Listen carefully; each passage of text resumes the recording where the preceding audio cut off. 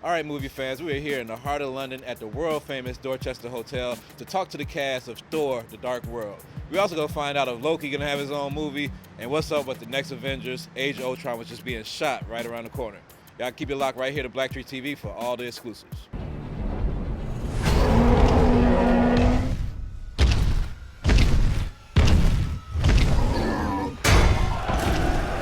All yours.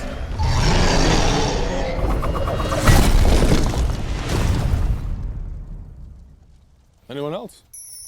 So Chris, this movie, I mean, to see you like in this character again, reprising this role, you could see that the character grew up off screen. How do you do that as a character when you go into a new role? How do you show that progression from, you know? Yeah.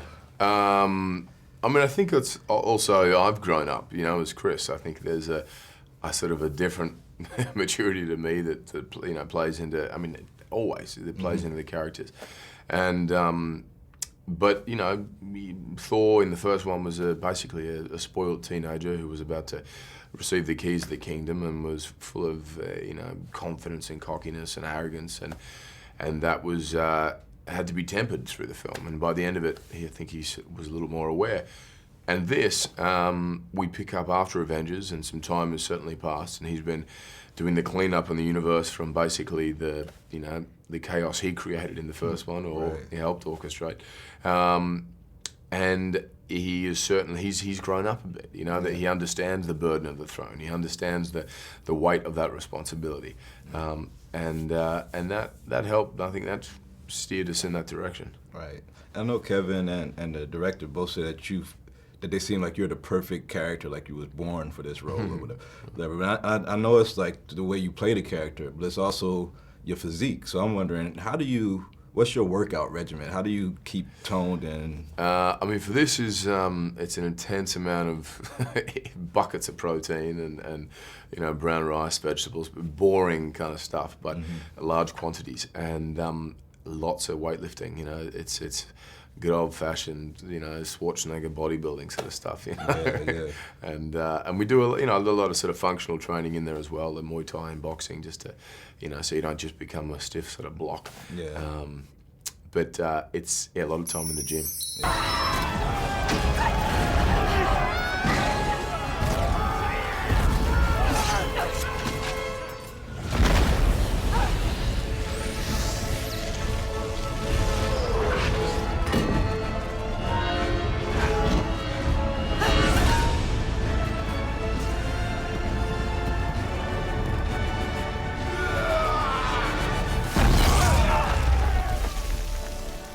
I've got this completely under control. Is that why everything's on fire? Yeah. Now, the sibling rivalry and the whole family drama that plays out in Asgard and Thor's universe is kind of unique in this whole superhero realm. And I know that you grew up with a brother that's also well known. Yeah. Did y'all have sibling rivalries? Probably not at the same level of Thor and Loki. Yeah. But well, I have two brothers, and neither of them tried to take over the universe on different occasions. But they attempted to take over certain things in the house, which I was certainly kind of having to fight my way through.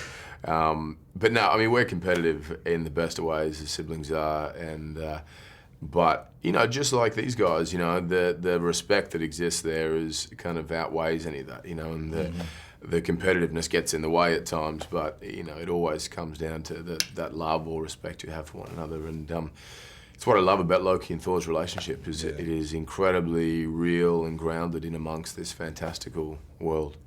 One thing that I really love about Thor in particular, that this movie series, is the comedy that's injected into it. Like in the first one, when you're in the pet shop and you yell out "horse," every time I see that, I laugh. And in this one, it has the same kind of instances of comedy. Yeah. Is that in the script, or is this something that you guys kind of develop, kind of ad-lib? A bit of both. I mean, a lot of it's in the script, you know, and the foundation of it, and then it's up to the actors to kind of orchestrate it or tweak it or send it in a different direction. And one of the things where Thor kind of hangs the hammer up in the house, in the apartment, was just something on set where I was kind of playing around and, you know, and did it, and I went, oh, we should get a shot of that. Yeah.